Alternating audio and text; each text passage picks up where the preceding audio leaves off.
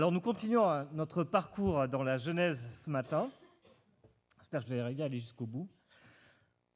Et ce chapitre fait partie des chapitres qu'en général, on commence à les lire, puis très vite, on continue au chapitre suivant, là où continue réellement l'histoire, là où il se passe réellement quelque chose. Pourtant, il paraît que les Français se passionnent pour les généalogies. Alors, qui a déjà un peu regardé sa généalogie ici? Voyons si vous êtes des bons représentants des Français. Quelques-uns ont déjà regardé un petit peu. On aime fouiller le passé, voir un peu d'où on vient. Peut-être y a-t-il un personnage important ou intriguant dans notre histoire. Il paraît que dans la généalogie de mon épouse, il y aurait des gens qui étaient prisonniers des galères pendant le protestantisme et pendant qui avaient été faits prisonniers. Et voilà, c'est des histoires extraordinaires. On en parle au musée du désert et voilà, on se dit waouh, c'est vraiment super.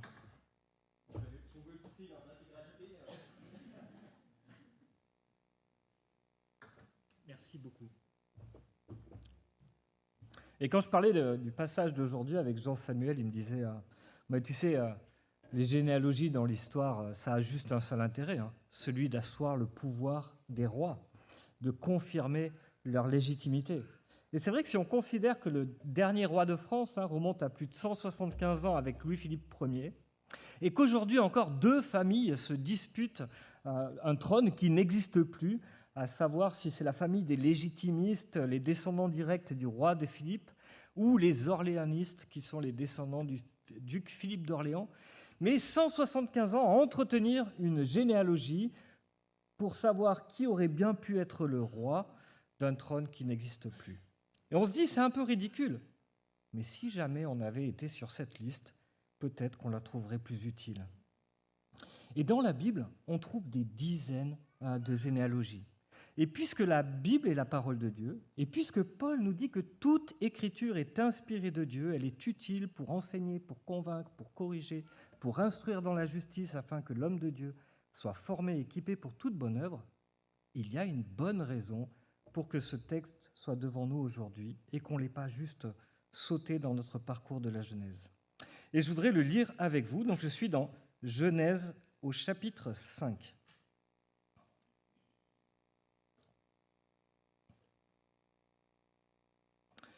Genèse chapitre 5. Voici le livre de l'histoire d'Adam. Lorsque Dieu créa l'homme, il le fit à la ressemblance de Dieu. Il créa l'homme et la femme et les bénit. Il les appela êtres humains lorsqu'ils furent créés. À l'âge de 130 ans, Adam eut un fils à sa ressemblance, à son image. Il l'appela Seth. Adam vécut 800 ans après la naissance de Seth et il eut des fils et des filles. Adam vécut 930 ans, puis il mourut. À l'âge de 105 ans, Seth eut pour fils Énoch. Seth vécut 807 ans après la naissance d'Énoch et il eut des fils et des filles. Seth vécut en tout 912 ans, puis il mourut. À l'âge de 90 ans, Énoch eut pour fils Kénan. Énoch vécut 815 ans après la naissance de Kénan. Il eut des fils et des filles. Énoch vécut en tout 905 ans, puis il mourut. À l'âge de 70 ans, Kénan eut pour fils Mahalaël. Kénan vécut 840 ans après la naissance de Mahalaël. Il eut des fils, des filles. Kénan vécut en tout 910 ans, puis il mourut. À l'âge de 65 ans, Mahalaïl eut pour fils Jéred. Mahalaïl vécut 830 ans après la naissance de Jéred. Il eut des fils et des filles. Mahalaïl vécut en tout 880 ans, puis il mourut. À l'âge de 162 ans, Jéred eut pour fils Enoch. Jéred vécut 800 ans après la naissance d'Enoch, et il eut des fils et des filles. Jéred vécut 962 ans, puis il mourut. À l'âge de 65 ans, Enoch eut pour fils Méthusélah. Enoch marcha avec Dieu 300 ans après la naissance de Méthusélah. Il eut des fils et des filles. Enoch vécut en tout 365 ans. Enoch marcha avec Dieu, puis il ne fut plus là, parce que Dieu l'avait pris. À l'âge de 187 ans, Méthusélah eut pour fils Lémec. Méthusélah vécut 782 ans après la naissance de Lémec. Il eut des fils et des filles. Méthusélah vécut en tout 969 ans, puis il mourut. À l'âge de 182 ans, Lémec eut un fils. Il l'appela Noé en disant « Celui-ci nous consolera de notre travail et de la peine que ce sol procure à nos mains, parce que l'Éternel l'a maudit. » Lémec vécut 595 ans après la naissance de Noé. Il eut des fils et des filles. Lémec vécut en tout 777 ans, puis il mourut. Noé était âgé de 500 ans quand il eut Sem, Cham et Japheth. Peut-être qu'avant d'aller plus loin dans ce texte lui-même, on peut avoir quelques considérations justement sur ces généalogies que l'on trouve dans la Bible. Peut-être déjà une première chose, c'est que la plupart du temps, très généralement, on trouve ces généalogies qui nous sont présentées soit par 7 générations, soit par 10 générations, ou par des multiples de 7 ou 10 générations. Celle-ci, si vous comptez, vous avez 10 générations, et ce sera le cas aussi pour la généalogie qui est parallèle, que l'on trouve après le déluge. Ces deux généalogies encadrent et nous disent ce qui se passe avant et après le déluge. Elles ont toutes les deux 10 générations. Et on retrouve assez régulièrement cela. On a aussi celle de Ruth 4 qui retrace la généalogie de David qui a 10 générations.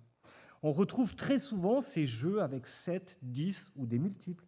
Jésus qui envoie 70 disciples. Dans 1 Chronique, on trouve 70 nations. La généalogie de Jésus dans Matthieu 1 comporte 3 séries, 14 noms. Et puis ensuite, on a la généalogie de Jésus dans l'évangile de Luc. Et là, on a 21 générations d'Abraham à David, 14 générations de David à l'exil et 21 de l'exil à Jésus. Vous voyez, ça ne se passe pas juste une ou deux fois. C'est un motif récurrent. Il y a un mode de construction de ces généalogies. Pour la deuxième remarque que je voudrais faire, il faut revenir au chapitre 4.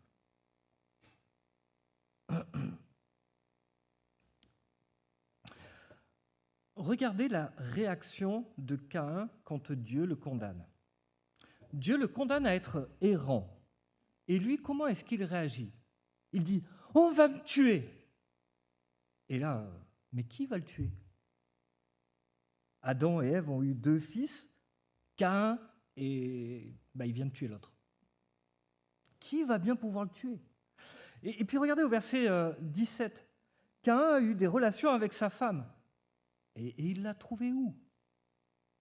Et puis, regardez juste après, il fait une ville.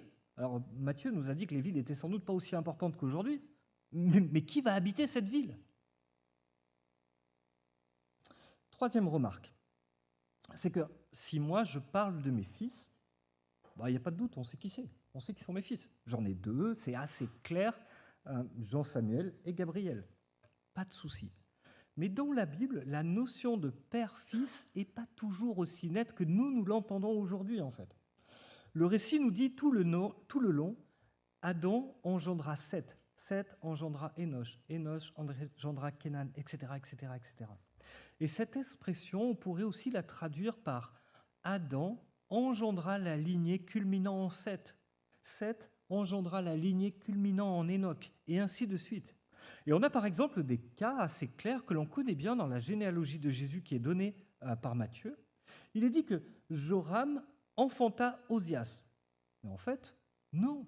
On sait qu'il y a des générations qui sont passées sous silence. Parce qu'en fait, la lignée est Joram, Ahazia, Joas, Amazias, Osias. Et donc il y a 3 rois, 3 générations qui manquent dans la généalogie de Jésus. Dans Genèse 28, le Seigneur dit à Jacob, « Je suis le Dieu de ton père Abraham. » Mais non, Abraham n'est pas le père, mais le grand-père de Jacob. Lorsque Ruth et Boaz ont un fils, les voisins arrivent et ils s'esclavent. « Un fils est né à Naomi. » Mais non, Obed n'est pas son fils.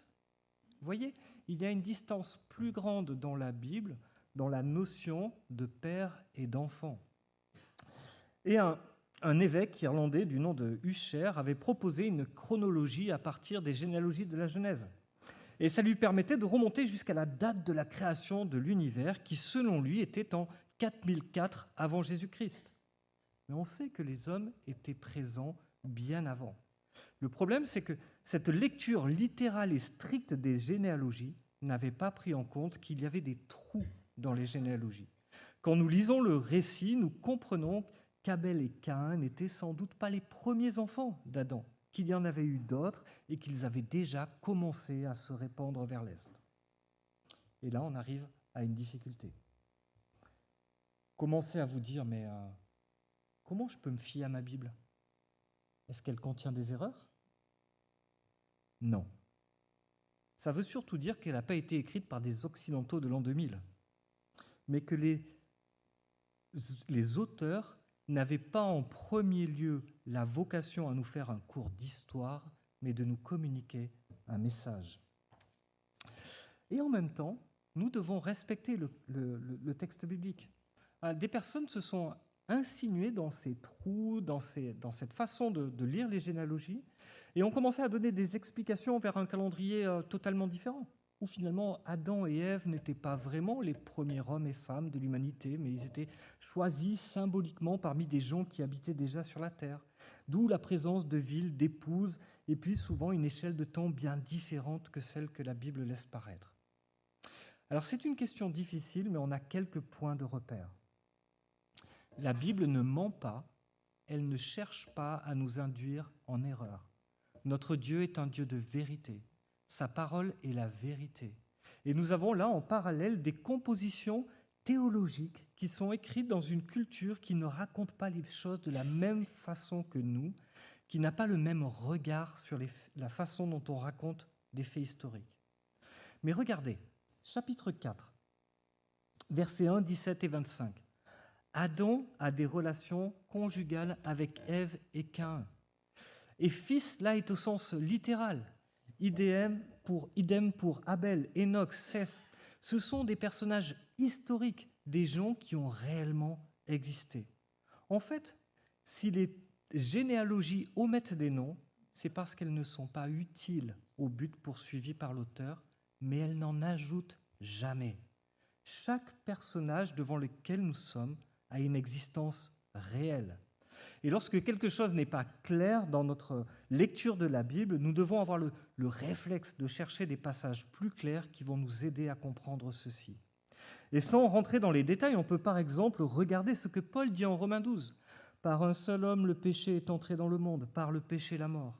Et ainsi la mort s'est étendue à tous les hommes parce que tous ont péché. » Paul nous dit, mais Adam est un personnage historique, il est bien le premier de l'humanité et c'est par lui que le péché s'est répandu dans toute l'humanité. Il est bien le père de toute l'humanité. S'il y avait eu d'autres hommes, d'autres femmes, ils n'auraient pas été atteints par le péché d'Adam. Je vous propose que l'on accepte à la fois que nous ne pouvons pas avoir une lecture trop fermée de ces généalogies parce qu'elles n'ont pas été écrites pour cela, mais en même temps que la Bible nous dit tout ce que nous avons besoin de savoir et qu'elle omet certains faits qui ne sont pas nécessaires pour comprendre le message de la rédemption. Nous pouvons avoir une assurance pleine, parfaite, parce que la Bible s'appuie sur des faits historiques, même si elle ne les révèle pas tous. Elle nous parle de personnes ayant réellement existé. Et jeudi soir, on a pu évoquer ce qu'est la parole de Dieu ensemble et nous rappeler qu'elle est inspirée de Dieu. Elle est inhérente, c'est-à-dire sans erreur, elle est compréhensible, utile, suffisante et efficace, et nous pouvons lui faire pleinement confiance. On peut avoir des fois des désaccords sur la façon de l'interpréter, et nous devons reconnaître que nous cheminons tous, mais il y a une ligne rouge à ne pas franchir. La ligne est la parole de Dieu. Elle est toute la parole de Dieu, elle est la vérité, et c'est l'affirmation claire de Jésus. Ta parole est la vérité. Et maintenant, regardons un petit peu de plus près cette généalogie. Nous avons vu la semaine passée combien le péché d'Adam s'étend dans nos vies, combien il s'étend dans la société, et le texte de Genèse 4 laissait finalement un peu d'espoir si c'est une allusion à une nouvelle naissance, celle de Seth, dont Ève dit qu'il lui a été donné par Dieu pour remplacer Abel que Caïn a tué. Et on a vu que Seth lui-même a un fils, Enoch. Et ce chapitre se termine avec ces mots, c'est alors que l'on commença à faire appel au nom de l'Éternel. Un peu comme si le péché qui avait complètement gagné les hommes, qui avait complètement chassé Dieu de la conscience des hommes, et puis on était face à juste une lueur d'espoir au milieu de ce marasme. Et en fait, aujourd'hui, on est là. On est dans cette lignée, la lignée de Seth, la lignée de l'espoir. Et je voudrais juste faire quelques observations sur ce texte. La première, c'est que bien que le péché ait atteint chaque homme et chaque femme, nous restons à l'image de Dieu. Regardez les premiers versets. Nous avons ce rappel qui nous est redonné. Dieu fit l'homme à sa ressemblance. Et au passage, quand il dit que Dieu fit l'homme à sa ressemblance, il n'est pas en train de dire, bon, ok, on sait ce qui se passe pour l'homme et la femme, on ne sait pas trop, en fait.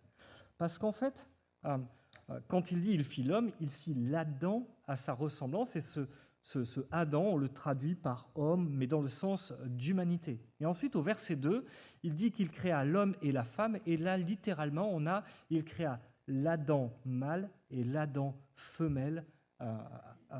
Et donc, c'est bien toute l'humanité qui est faite à la ressemblance de Dieu et pas l'homme seulement.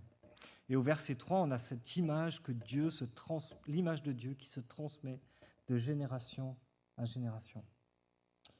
Malgré le péché, malgré ce qu'on a vu au chapitre 3, malgré ce qu'on a vu au chapitre 4, malgré c'est cette chose où on a l'impression que tout s'enfonce, tout devient noir, tout devient de pire en pire. Malgré que quand on va arriver au chapitre 6, il y a Dieu qui dit « mais c'était tellement horrible que je vais tout effacer ». L'homme et la femme ne perdent pas leur dignité, leur place particulière dans la création. Nous ne pouvons pas perdre notre dignité en tant qu'enfants de Dieu. Et il y a peut-être une application très simple à laquelle on peut penser. On se pose plein de questions, des fois des personnes âgées qui finissent dans des états qui sont compliqués. On perd la mémoire, peut-être on n'arrive même plus à maîtriser son corps, etc. Est-ce que ces gens ont encore une dignité ? Et on se pose plein de questions sur l'euthanasie. Comment il faut réagir face à la décrépitude d'un monde déchu qui peut nous atteindre même personnellement ? Notre dignité ne vient pas de notre corps, elle ne vient pas de notre intelligence, elle vient de ce que nous sommes, la création de Dieu. Nous gardons notre dignité dans un monde déchu, même quand ce monde déchu nous atteint dans tout ce que nous sommes. Notre dignité, nous la tenons de Dieu. La deuxième chose, bien que le péché ait atteint chaque génération, Dieu reste fidèle à sa promesse et permet à cette lignée d'être à l'origine de l'accomplissement de ce qu'il avait dit à Ève, que dans sa descendance, le mal serait vaincu. Peut-être un premier constat qui nous frappe quand on regarde un peu tout ce chapitre, c'est l'âge des personnes qui nous est rapporté. Adam, 930 ans, Seth, 912 ans, Enoch, 905 ans, etc. Et on pourrait se dire, mais waouh, est-ce que vous arrivez à imaginer un petit peu la durée de leur vie ? C'est sans commune mesure avec ce que l'on vit aujourd'hui. Imaginez-vous quelqu'un qui aurait 900 ans aujourd'hui. En fait, il serait né dans le début des années 1100, il serait né au Moyen-Âge. Quelqu'un qui aurait l'âge d'Adam aujourd'hui serait né au Moyen-Âge. Il aurait connu toute la guerre des 100 ans. Il aurait connu Jeanne d'Arc de son vivant. Il aurait connu la victoire de François Ier à Marignane en 1515, la prise de la Bastille en 1789. Il aurait vécu sous Napoléon. Il aurait vécu les premiers pas de l'ère industrielle. Il serait passé de l'outillage de culture le plus simple au tracteur, aux moissonneuses. Il aurait vu la création de toutes les villes qui nous entourent. Il aurait vu les 2 guerres mondiales, la conquête de l'espace. Et ça paraît complètement fou, cet âge-là. 900 ans. On le lit comme ça, on ne s'imagine pas. Et peut-être qu'eux, d'ailleurs, s'imaginaient même plus de mourir au bout de 900 ans. Vous savez, Dieu avait dit tu mourras. Mais imaginez, si vous avez vécu 900 ans, combien la mort devait être un sujet lointain. Nous, on commence à y penser quand on a quel âge ? Non, ne répondez pas à la question. Et ça nous rappelle 2 choses. La première chose, c'est que l'homme a été créé pour vivre. La mort, ce n'est pas dû à la façon dont nous avons été créés. Le vieillissement ou la maladie ne sont pas une chose naturelle. À cause du péché, il meurt. À cause du péché, Adam meurt. mais aussi tous ses enfants, ses petits-enfants, tous meurent à cause du péché d'Adam et parce que chacun a confirmé leur péché, le péché d'Adam par leur propre péché. Et dans le psaume 14, nous lisons « Le Seigneur du ciel se penche sur les êtres humains pour voir s'il y a quelqu'un qui ait du bon sens, qui cherche Dieu. Tous se sont égarés. Ensemble, ils se sont corrompus.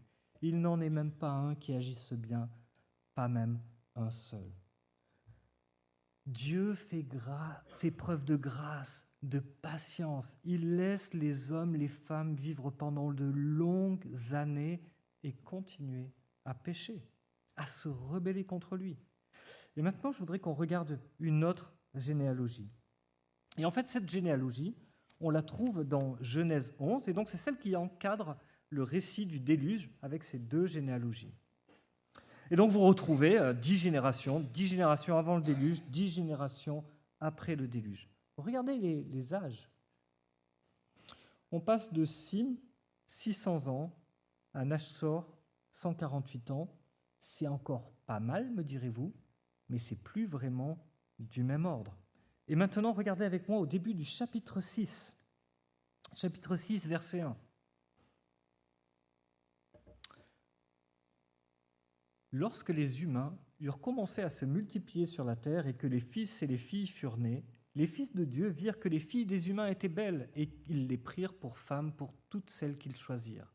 Alors le Seigneur dit : « Mon souffle ne restera pas toujours dans l'être humain, car celui-ci n'est que chair. Ses jours seront de 120 ans.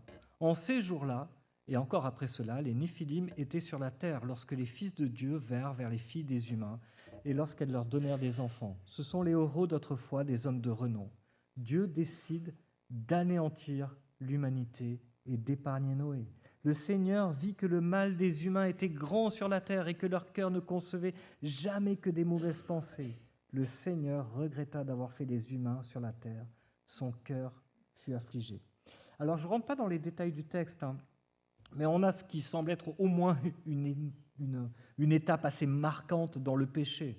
D'abord, ces fils de Dieu qui auraient des relations sexuelles avec des femmes de la terre, sans rentrer dans le détail pour savoir si ce sont des anges déchus, des esprits qui auraient utilisé des corps humains pour se rendre compte qu'il n'y a rien de très naturel qu'il se passe là.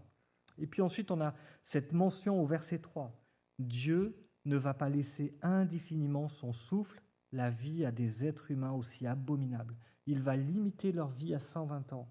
Et puis il continue, le mal est grand, les hommes n'ont que des mauvaises pensées, et on connaît la suite. Dieu va effacer l'humanité de la terre, seuls resteront Noé et sa famille. Et Moïse dira plus tard, la durée de notre vie s'élève à 70 ans pour les plus robustes, à 80 ans, mais l'orgueil qu'ils en tirent n'est que peine et misère, car le temps passe vite et nous nous envolons. Alors le point n'est pas que la Bible fixerait une limite d'âge, mais elle nous montre les conséquences de vivre dans un monde déchu.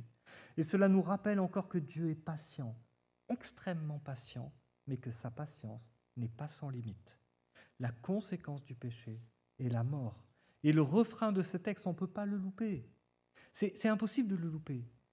Il y a la grâce d'un côté, Dieu qui permet à sa promesse de vivre tout le temps. Il eut des enfants et cette lignée va pouvoir continuer. Il eut des enfants et il mourut. Il eut des enfants et il mourut. Il eut des enfants et il mourut. La patience de Dieu est grande, bien plus grande que la nôtre. Imaginez si on devait patienter 900 ans après quelqu'un qui nous rejette, qui nous fait la vie, etc. Je crois qu'aucun de nous ne patienterait aussi longtemps. Mais cette patience n'est pas sans limite. Dans sa patience, Dieu permet que la lignée de la promesse se poursuive jusqu'à Noé. À ce moment-là, toutes les autres lignées s'éteindront. La patience de Dieu aura été à son comble, mais la promesse de Dieu restera au travers d'une arche qui sauvera Noé, sa famille, et qui permettra l'arrivée du Messie. Et comme un clin d'œil, vous voyez qu'au verset 32, Noé n'est pas mort. Et il y a un deuxième homme dont la mort ne nous est pas mentionnée et qui nous rappelle que bien que le péché ait atteint chaque génération, la mort n'est pas une fatalité. Regardez avec moi au verset 23.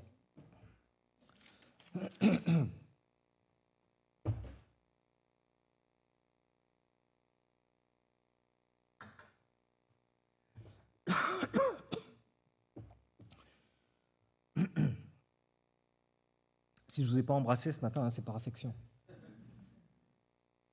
Verset 23.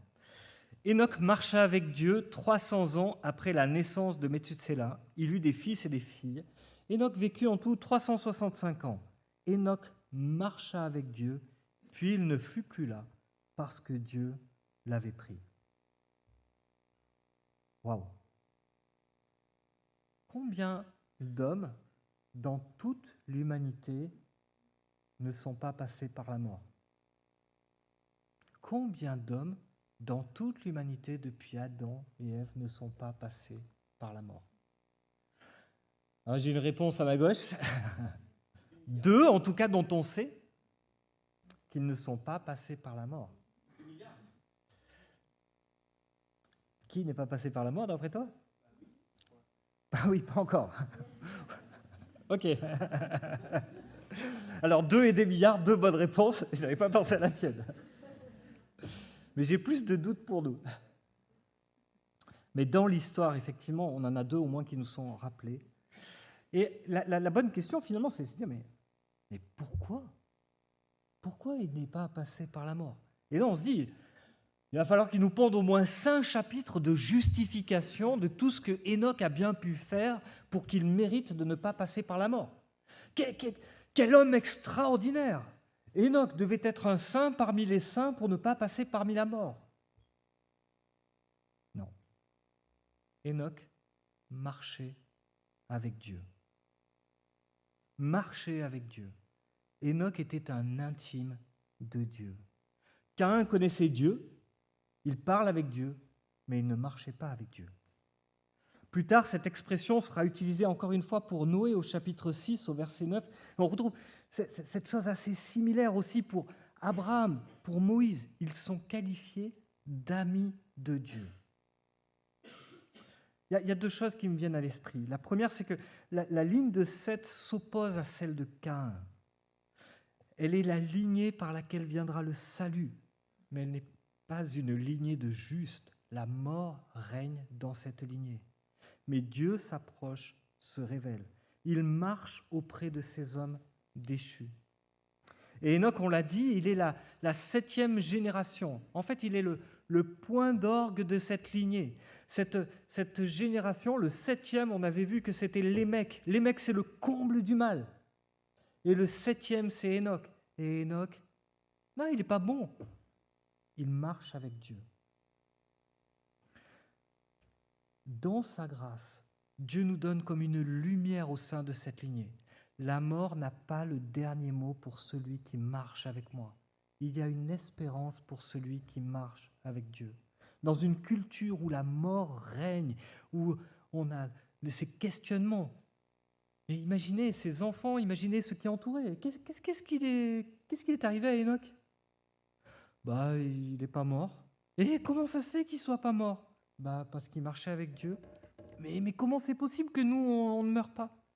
Marche avec Dieu. Comment c'est possible qu'on ne meure pas? Marche avec Dieu. Marcher avec Dieu, c'est vivre notre vie à ses côtés, sous son regard. C'est développer une relation intime, proche avec lui.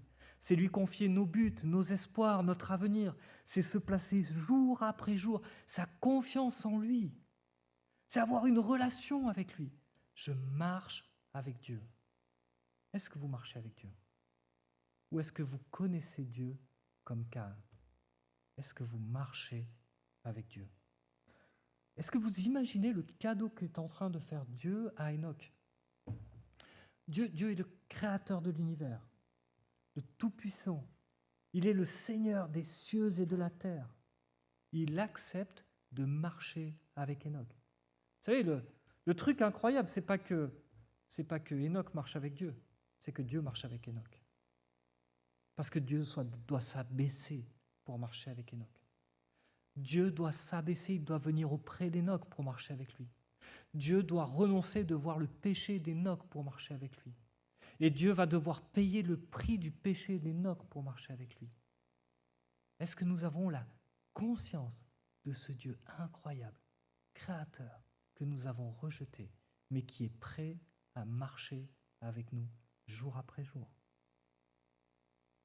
Bien sûr, la promesse n'est pas pour nous que nous ne passions pas par la mort, mais nous avons la promesse de la vie éternelle. Pour ceux qui marchent avec Dieu, la mort n'a plus de pouvoir.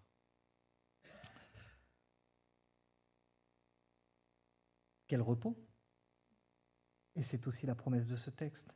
Bien que le péché ait atteint chaque génération, nous pouvons aujourd'hui trouver le repos.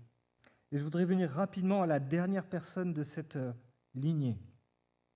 Lamech, ou Lémec, suivant les traductions, mais au moins quand je dis Lamech, on évite de le confondre avec le méchant. Lamech a un fils qui s'appelle Noé.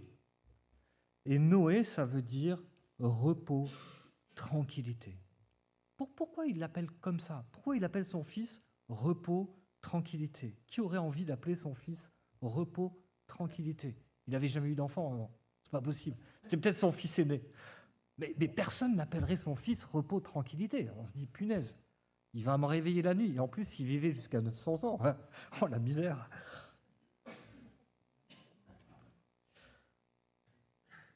Il dit cela parce que celui-ci nous consolera de notre travail et de la peine que ce sol procure à nos mains, parce que l'Éternel l'a maudit. Il rappelle la condamnation de Dieu, le sol a été maudit. Il n'y a plus de repos. Manger, ça va devenir compliqué. Il va falloir cultiver et ce qui va pousser, c'est des chardons et c'est pas bon. Le repos n'est plus là. La création ne fonctionne plus comme elle devrait fonctionner. Le monde entier est déchu en Genèse 3. La vie est devenue difficile. Et aujourd'hui, on vit dans ce monde-là. Chômage, maladie, guerre, bruit de guerre, violence conjugale, jalousie, décadence, désespoir. Où trouver le repos? Où est-ce que vous trouvez le repos? C'est vrai, mais ce n'est pas la seule vérité. Et surtout, ce n'est pas la vérité la plus importante. Et surtout, ce n'est pas la vérité la plus durable, parce que ce n'est pas la vérité qui va rester. Nous avons aussi la promesse du repos au travers d'un Fils. Le repos, c'est le règne de Dieu dans nos vies, premièrement. Dans ce monde, nous pouvons vivre le repos, parce que Dieu a accompli sa promesse, parce que Dieu a accompli cette promesse qu'il a eue envers cette lignée, qu'elle est arrivée jusqu'à Noé. Il a permis à cette descendance de tout traverser, y compris le déluge, pour qu'elle arrive jusqu'à Christ. C'est cette descendance qui ne méritait rien va traverser le jugement de la colère de Dieu pour qu'elle aboutisse à Christ. Et vous êtes peut-être fatigué, découragé, perturbé parce que vous voyez ce que vous entendez, ce que vous vivez dans ce monde. Mais vous pouvez vivre le repos. Ce repos n'est pas à venir comme Lamech. Il n'est pas quelque chose qui viendra dans une descendance. Ce repos est venu. Il est venu en Jésus. Non seulement Jésus nous a sauvés par sa mort, mais il règne par sa vie. Il est ressuscité. Il prend soin de nous à chaque instant de notre vie. Il règne pour nous conduire à bon port vers le repos éternel. Peut-être que certains d'entre vous étaient là vendredi pour la cérémonie de reconnaissance à Dieu pour la vie de Guizou. Et c'est le témoignage qu'elle nous a laissé. Dans la vie, avec ses joies, ses peines, dans le service à Dieu, dans le deuil, dans le veuvage, dans la santé, dans la maladie, on peut vivre en paix. Moi, c'est ce que j'ai entendu vendredi. Dans tout ce qu'elle a traversé, on peut vivre en paix, dans le repos et dans la foi de notre Seigneur Jésus-Christ, qui nous a aimés jusqu'à mourir pour nous. Et on peut remercier encore le Seigneur pour le modèle qu'il nous a donné au travers de Guizou. Et je voudrais juste conclure ces 3 chapitres de Genèse, 3, 4, 5, avec ces quelques mots qui sont empruntés à Alistair Begg. On a vu combien le mal a détruit le monde merveilleux de Dieu. On a vu dans ces 3 chapitres combien il se répand dans nos cœurs, premièrement, dans la société en général, au travers des générations. Mais voici ce que dit Alistair Begg. « Je suis plus faible et plus pécheur que je ne l'aurais jamais imaginé, et plus aimé que je n'aurais jamais osé l'espérer. Je suis plus faible et plus pécheur que je ne l'aurais jamais imaginé et plus aimé que je n'aurais jamais osé l'espérer. Vous savez, la chute, tout ce mal qui se répand, c'est 2 pages et demie dans ma Bible. La rédemption, c'est 900 pages. Dieu va rester fidèle au travers de l'histoire. Cette généalogie qui fait quelques générations, 10 générations, Dieu va la poursuivre, sans relâche, au milieu d'hommes qui s'opposent à lui, au milieu du rejet permanent, jusqu'à ce qu'il rejette son Fils bien-aimé, venu sur terre, qu'il le cloue sur une croix. Mais rien n'arrêtera Dieu pour nous racheter. Nous sommes plus pécheurs que nous ne pourrions l'imaginer, mais nous sommes plus aimés que nous ne pourrions oser l'espérer. Que cela nous rende confiants aujourd'hui et pour l'éternité.